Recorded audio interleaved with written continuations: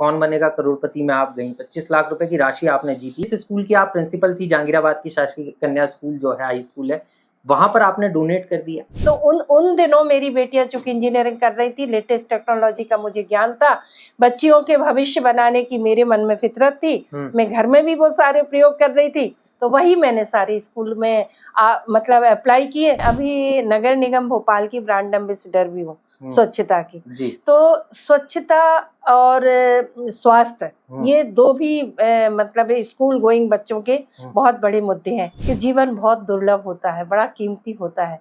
अगर एक बार आपको वो साधन संसाधन मिल रहे हैं कि आपके माता पिता आपको स्कूल भेज रहे हैं, पढ़ा रहे हैं, तो बेटा फेवरेबल कंडीशन अनफेवरेबल कंडीशन तो लाइफ में आती रहती हैं। तो व्यक्तित्व तो वही होता है जो विपरीत बिगड़ी हुई परिस्थितियों को अपने प्रयासों से सुधार ले।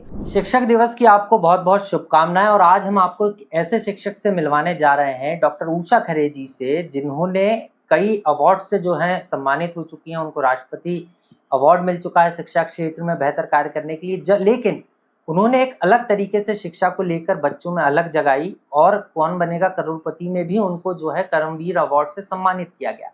कैसा उनका ये सफर रहा और कैसे शुरुआत की, आज उनसे ही सीधे बात करेंगे। उषा जी, लोकमत हिंदी में बहुत बहुत स्वागत है आपका। बहुत बहुत धन्यवाद आपका। सबसे पहले तो शिक्षक दिवस की आपको बहुत बहुत शुभकामनाएं। Thank you, thank you. क्योंकि बतौर शिक्षिका आपने अपने कैरियर की शुरुआत की, और 1984 वो दौर जब शिक्षा का बहुत बड़ा अभाव रहा करता था, लोग शिक्षा के प्रति जागरूक नहीं थे, स्कूलों में नहीं आते थे। उस समय कैसे मन में आया कि नहीं, मुझे शिक्षा के क्षेत्र में ही जाना है और शिक्षक ही बनना है? जी जी जी, देखिए हम लोग एक गांव में हमारी परवरिश हुई है और पिताजी हेडमास्टर थे। तो ये गांव के लोगों के लिए सबसे बड़ा उस समय जॉब हुआ करता था कि लड़की अगर पढ़ लिख रही है तो बड़ी होके टीचर बनेगी, मास्टर नहीं बनेगी। तो वो बचपन से ही हमारी माँ का ख्वाब था कि हमारी उषा बड़े होके टीचर बनेगी, बड़ा अच्छा लगेगा, जैसे पापा हेडमास्टर हैं, पढ़ाते हैं, ऐसे ये पढ़ाएंगे। तो वो मतलब इनबिल्ट हमारे खून में भी था, वातावरण में, पर्यावरण में था। और एजुकेशन भी हमारी हायर सेकेंडरी करने के बाद, 11वीं करने के बाद बीएससी किया, बीएससी करके कंटिन्यूशन में एमएससी किया। 20-21 साल की थी जब एमएससी हो गया, तुरंत पापा ने बीएड में डाला। वैकेंसी निकली, पहली बार 3 जगह भरा, तीनों जगह सिलेक्शन हो गया। तो मैं प्राइमरी की टीचर भी कुछ महीनों रही, यूडीटी भी रही कुछ महीनों, और नवंबर 85 में जाके लेक्चरर हो गई। तो तब से बस शिक्षा के काम को अपना धर्म मानकर, पिताजी के संस्कारों को आधार मानकर काम कर रही थी। तो मैम, काम तो आप कर रही थी, लेकिन चुनौतियां कई सारी थी। क्योंकि जब आपके बारे में लोग जानना भी चाहते हैं, कौन बनेगा करोड़पति में आप गई, 25 लाख रुपए की राशि आपने जीती, लेकिन वो राशि को, क्योंकि आजकल हम देखते हैं तो भागदौड़ की जिंदगी में हर व्यक्ति चाहता है कि हमारी फैमिली सेटल्ड हो, लेकिन आपने सोचा नहीं, मेरी फैमिली नहीं, मेरा स्कूल सेटल्ड हो। तो पूरी राशि, जिस स्कूल की आप प्रिंसिपल थी, जहांगीराबाद की शासकीय कन्या स्कूल जो है, हाई स्कूल है, वहां पर आपने डोनेट कर दिया। जी देखिए, ऐसा है कि 2011 में मैं उस स्कूल में प्रिंसिपल बन के गई थी, और 2011 का अगर मैं परिदृश्य आपको बताऊं तो आपकी रूह कांप जाएगी जी। 21वीं सदी में हम रन कर रहे थे, विज्ञान तकनीकी का युग जारी था, ग्लोबलाइजेशन मुट्ठी में पूरा विश्व था, मगर हम जिस परिवेश में राजधानी में नाक के नीचे वहाँ काम कर रहे थे, वहाँ पर शिक्षा का कोई महत्व ही नहीं था।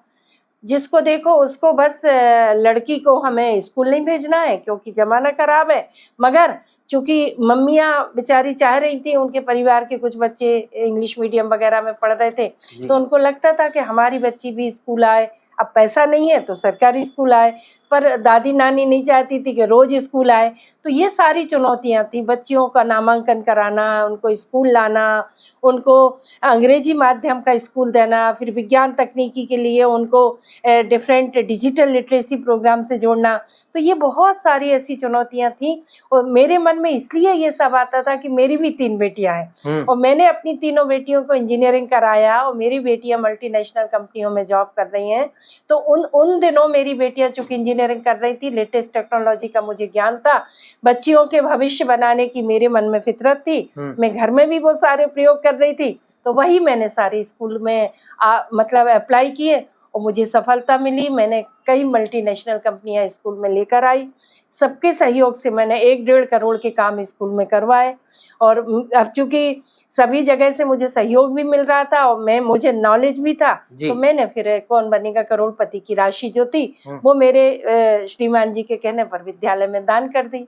जी मैम, दान तो कर दी, लेकिन कहते हैं दान के बाद, क्योंकि अब आप हाल ही में 1 महीना पहले रिटायर्ड हो गए हैं, लेकिन बच्चों को पढ़ाना नहीं छूटा, तो अभी भी कभी भी जो मास्टरनी का रोल है उसमें आप नजर आ जाती हैं, प्रिंसिपल के रूप में स्कूल में भी पहुंच जाती हैं, तो बच्चों से लगाव भी है, और ये भी देखने को आता है कि अगर ठीक नहीं चल रहा तो हिदायत भी देती हैं कि इसको ठीक करिए।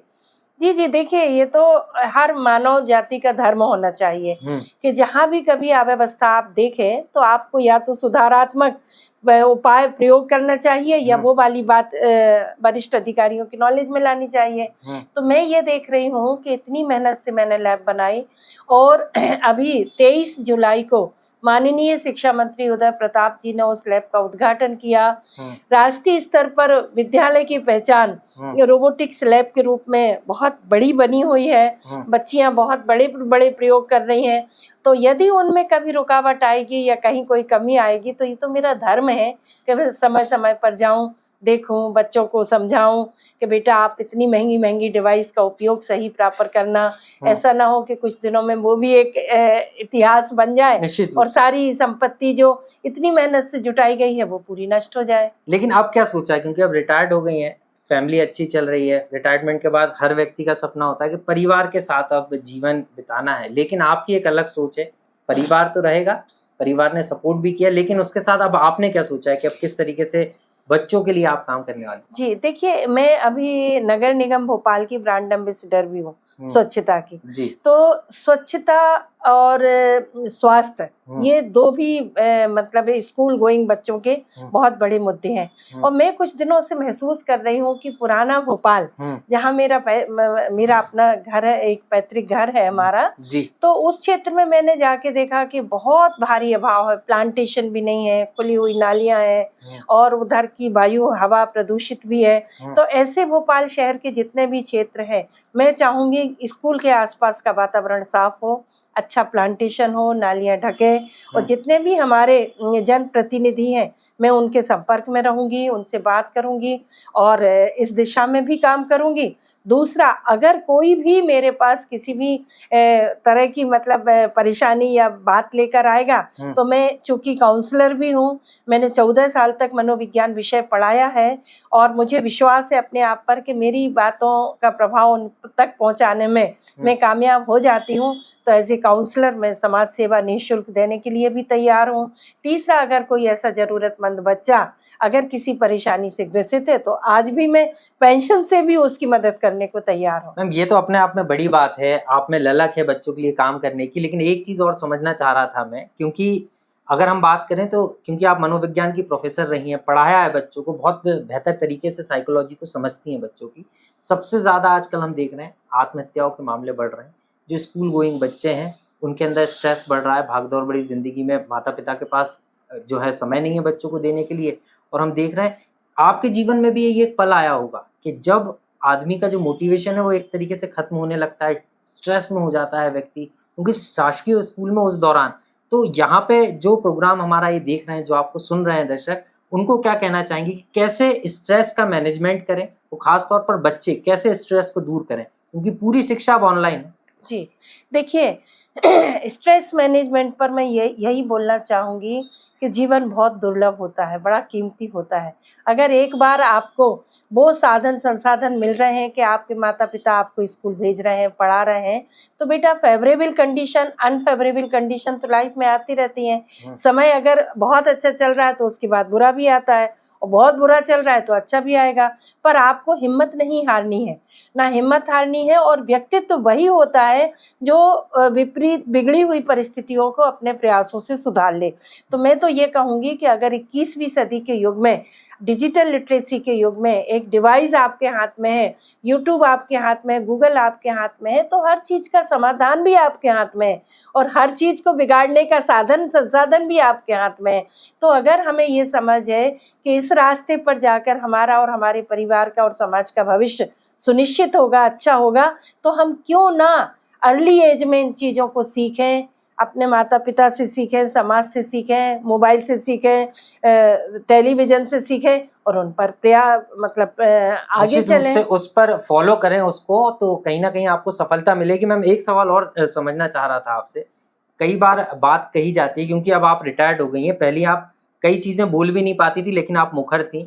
शिक्षा व्यवस्था मध्य प्रदेश में आप कैसे देखती हैं? क्योंकि आप एक बड़े प्लेटफ़ॉर्म तक राष्ट्रपति अवार्ड आपको मिला, करमवीर अवार्ड मिला, कई सारे अवार्डों से आप सम्मानित हो चुकी हैं। शिक्षा व्यवस्था में किस तरीके का बदलाव और होने की ज़रूरत है? और क्या लगता है आपको कि मध्य प्रदेश में जिस तरीके से जो शिक्षा व्यवस्था अभी चल रही है, वो ठीक है या शासकीय स्कूलों में और सुधार की आवश्यकता देखिए, ये है बहुत कुछ डिपेंड करता है उस पर्टिकुलर स्कूल के नेतृत्व पर। है? तो जैसे मुझे एक लंबा समय मिल गया प्राचार्य के रूप में काम करने का और मुझे तो फ्रीडम मिली। मैंने जो स्कूल को बनाना चाहा, मैंने जो अपनी बात रखनी चाहिए, मुझे तो अधिकारियों का समर्थन भी मिला। तो ऐसा तो हर हेड कर सकता है। मतलब स्कूल का प्रधान अध्यापक भी अगर पर वो भी तो समय निकाले, वो भी समय निकाले, समय दे, जनता से मिले, बच्चों से मिले, सबका विश्वास जीते, अच्छी भावना रखे, बच्चों के विकास के लिए कटिबद्ध हो, प्रतिज्ञा करे कि अब हम इस क्षेत्र में हैं तो इस पे हमें काम करना है। और दूसरा रहा जहाँ तक अव्यवस्थाओं का सवाल, तो अव्यवस्थाएं तो देखिए शिक्षा विभाग में हैं, बिल्कुल इसमें कोई दो मत नहीं है कि नहीं है। और तो इसमें भी एक समन्वय अधिकारियों का, विद्यालयों से एक समन्वय बनाने का बहुत बड़ा उत्तरदायित्व है। अगर आप विषयवार शिक्षकों की उपलब्धता नहीं करेंगे, उनको पढ़ाने के लिए समय नहीं देंगे, उन पर विश्वास नहीं करेंगे, उन पर हमेशा तलवार लटका के रखेंगे, डिस्टर्बेंस करेंगे, तो फिर बच्चे वो तो मनोवैज्ञानिक तौर पे हर आदमी परेशान हो जाता है। परेशान हो जाता है, लेकिन कहा जाता है कई बार सरकारी योजनाओं का दबाव होता है। इलेक्शन की पूरी ज़िम्मेदारी शिक्षकों पर, तमाम जो योजनाएँ चल रही हैं उनकी ज़िम्मेदारी शिक्षकों पर। इसके कारण भी कहीं क्या शिक्षक दबाव में रहते हैं? क्योंकि आपके जीवन में भी ये चीज़ें आई हों। तो देखिए ना, पिछले साल जब विधानसभा का चुनाव और लोकसभा के 2-2 चुनाव जब हम लोगों ने करवाए, तो इस वर्ष देखिए ना 10वीं का जो रिजल्ट है, हमारे 63 लाख बच्चे उसमें फेल हुए। तो अगर लाखों बच्चे, या ना अब संख्या शायद हो सकता है गलत हो, तो लाखों बच्चे फेल होने की वजह क्या थी कि विद्यालयों में शिक्षक उपलब्ध नहीं थे। शिक्षक लोग या तो इलेक्शन का काम कर रहे थे या अव्यवस्थाएं थी। तो अगर शिक्षा को सुचारू रूप से चलाना है तो शिक्षकों की उपलब्धता, मनोवैज्ञानिक तौर पे उनका सशक्त होना और मॉनिटरिंग सिस्टम का स्ट्रॉन्ग होना। मॉनिटरिंग भी प्रॉपर होना चाहिए कि शिक्षक विद्यालय में है अथवा नहीं है, पढ़ा रहा है अथवा नहीं पढ़ा रहा है, और इसके लिए दंड का भी प्रावधान होना चाहिए। निश्चित रूप से मैम शिक्षकों की कमी तो है ही, शिक्षा विभाग में लंबे समय से भर्तियां नहीं हुई, लेकिन क्योंकि आपने काफ़ी सारी चीज़ें बताई हैं कि किस तरीके से, लेकिन अब क्योंकि डिजिटल का ज़माना है, आपने खुद डिजिटल को अपनाया और पूरी लैब जो है, रोबोटिक लैब जो है अपने स्कूल में बनवाई और उसका लोकार्पण भी हो चुका है, आपके रिटायरमेंट के पहले सौगात मिल गई। लेकिन डिजिटल शिक्षा आपको लगता है कि क्योंकि जो पुरानी पीढ़ी है, पुराने शिक्षक हैं, उनको भी अब अपडेट होना पड़ेगा। कई बार शिक्षक अपडेट नहीं हो पाते तो वो भी ये सोचते हैं कि नहीं पढ़ा पा रहे, तो उनकी भी अरुचि हो जाती है विषय में। तो आपको नहीं लगता कि शिक्षकों को भी प्रॉपर ट्रेनिंग देने की आवश्यकता है? क्योंकि बात शिक्षक दिवस की, तो शिक्षक को भी अब गुरु की भूमिका के साथ-साथ स्टूडेंट पढ़ना होगा, क्योंकि लर्निंग का तो कोई समय नहीं होता, जीवन भर लर्न करना है आपको। नहीं, मध्य प्रदेश गवर्नमेंट का ये प्रयास पिछले 10 वर्षों से जारी है। कंप्यूटर के विभिन्न आयामों, डायमेंशन पर शिक्षकों को प्रशिक्षण दिया जा चुका है। हर शिक्षक को 10-10 हज़ार रुपए का एक टैबलेट सरकार ने अपनी तरफ से खरीद के दिया है और उसका भी प्रशिक्षण दिया है। पूरी कोशिश की जा रही है कि अपनी कक्षा से संबंधित सारा कार्य शिक्षक लोग डिजिटली करें, ऑनलाइन ही सारा सबमिट करें, और जितना गूगल से सर्च करके निकाल के बच्चों को पढ़ाना है उसमें भी उन टैबलेट का उपयोग करें। तो सरकार इसमें कहीं भी पीछे नहीं है, और हमारा मध्य प्रदेश तो वैसे भी पेपरलेस काफ़ी पहले हो चुका है, और जितनी भी लेटेस्ट टेक्नोलॉजी पर काम होना था, मध्य प्रदेश सरकार बहुत अच्छा काम कर रही है। आवश्यकता इस बात की है कि जो शिक्षक हैं वो अपने भी इस कर्तव्य को समझें, इसे सुधारें, सीखें और बच्चों के हित में प्रयोग में लाएं। मैम आखिरी सवाल सिर्फ ये समझना चाह रहा था, क्योंकि आपने काफ़ी सारी चीज़ों का जिक्र किया, बात आती है अभिभावकों की भी जागरूक होने की, क्योंकि आप जिस क्षेत्र में आपका स्कूल था वहाँ पर बच्चे स्कूल आना नहीं चाहते। कई बच्चे अभी भी शासकीय स्कूल में इसलिए आ रहे हैं क्योंकि उनको सरकारी योजनाओं का सिर्फ लाभ मिले। तो ऐसे में कौन-कौन सी मुश्किलें होती हैं, और ऐसे जो अभिभावक ये प्रोग्राम देख रहे हैं उनको आप क्या संदेश देना चाहेंगे कि सिर्फ सरकारी योजना का लाभ नहीं, शासकीय स्कूल भी प्राइवेट स्कूल से अच्छे हो सकते हैं, वहाँ भी बेहतर पढ़ाई होती है, सिर्फ विश्वास आपको टीचरों पे करना। जी देखिए, शासकीय विद्यालयों में एक तो बहुत ही शिक्षित पढ़ा लिखा स्टाफ होता है, अनुभवी स्टाफ होता है, जिन्होंने व्यावसायिक शिक्षा प्रशिक्षण भी लिए हुए होते हैं और सब अपनी ड्यूटी पूरी ईमानदारी से निभाना भी चाहते हैं और निभाते भी हैं। अब ये विश्वास करना पड़ेगा अभिभावकों को कि अगर हमने सरकारी स्कूल में बच्चे को डाला है, तो थोड़ा सभी का एक पेरेंट टीचर का भी एक क्लब होता है, आके अपनी बात रखें, नियमित बच्चों को भेजें। अब मान लीजिए किसी स्कूल में 200 बच्चे रजिस्टर्ड हैं और 120 बच्चा स्कूल ही नहीं आ रहा और फिर माता-पिता कहें स्कूल का रिजल्ट बिगड़ा, तो अरे भाई ये भी तो देखो कि क्या आप अपने बच्चे को प्रतिदिन विद्यालय भेज रहे हैं अथवा नहीं। तो सरकारी स्कूल है तो खाली किताबें मिल गई तो ड्यूटी पूरी हो गई, मिड डे मील है तो खाना खाने पे बच्चे को भेज दिया, उसके बाद वजीफा या स्कॉलरशिप के लिए हम चक्कर काटते रहे।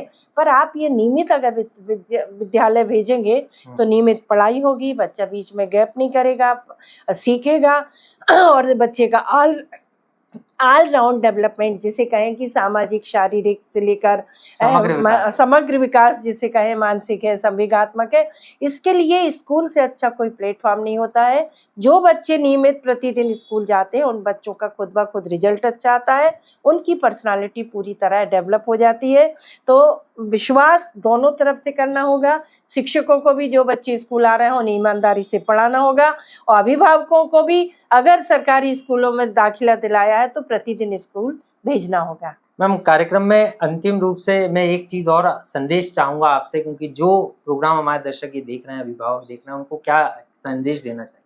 जी, अभिभावकों से मेरा निवेदन यही है कि बहुत चुनौतियों वाला समय है, जनसंख्या का विस्फोट है। जब तक आप 21वीं सदी की लेटेस्ट टेक्नोलॉजी से नहीं जुड़ेंगे, बच्चों के अंदर मनोबल नहीं बढ़ाएंगे, बच्चों को अगर आप समय नहीं देंगे और बच्चों के सुख दुख में उनके साथी बनकर उनके साथ कंधे से कंधा मिलाकर नहीं चलेंगे तो कभी भी कोई भी दुष्परिणाम आपके सामने आ सकता है। बच्चा भी आपका पथ से मतलब यानी भटक सकता है। तो अच्छे माँ बाप बनने के लिए आपका परम कर्तव्य है कि आप बच्चे के अच्छे साथी बने। तो शिक्षक दिवस के अवसर पर मेरी सभी अभिभावकों को, सभी शिक्षकों को बहुत सारी शुभकामनाएं और मैं चाहूँगी बच्चों के समग्र विकास में एक-एक आहुति सभी लोग डालें तो हमारे देश का भविष्य खुद ब खुद सुरक्षित हो जाएगा। निश्चित रूप से बहुत-बहुत शुक्रिया मैम, लोकमत हिंदी को समय देने के लिए बहुत-बहुत आभार आपका। थैंक तो यू। देखिए दर्शकों, डॉक्टर उषा खरे जी हैं, जिनको कई सम्मान मिल चुके हैं, कर्मवीर अवार्ड उन्हें कौन बनेगा करोड़पति में मिला था, राष्ट्रपति पुरस्कार मिल चुका है, रिटायर्ड हो चुकी हैं, लेकिन मन में अलग अभी भी बच्चों को पढ़ाने की है और यही कारण है कि अब वो स्वच्छता के क्षेत्र में भी काम कर रही हैं, बच्चों को स्वच्छता की बारीकियाँ सिखा रही हैं और अभी भी वो इस बात को कह रही हैं कि सामान्य जीवन वो जिएँगी, जिस तरीके से जीती आई हैं। पैसा महत्वपूर्ण नहीं है, बच्चों की शिक्षा महत्वपूर्ण है और यही कारण है कि शिक्षक को दिवस पर सिर्फ शिक्षकों को याद नहीं किया जाता। शिक्षक हमारे जीवन को स्वर्णिम बनाते हैं, हमें जीवन जीने की कला सिखाते हैं, इसलिए शिक्षकों का सम्मान ज़रूर करें और साथ-साथ शिक्षक जो हमें बता रहे हैं उस सीख पर चलने के साथ-साथ अपने भविष्य को स्वर्णिम बनाने के साथ-साथ दूसरों के भविष्य को स्वर्णिम बनाने के लिए उनको शिक्षा से जोड़ने का प्रयास ज़रूर करें। भोपाल से लोकमत के लिए आकाश सेन की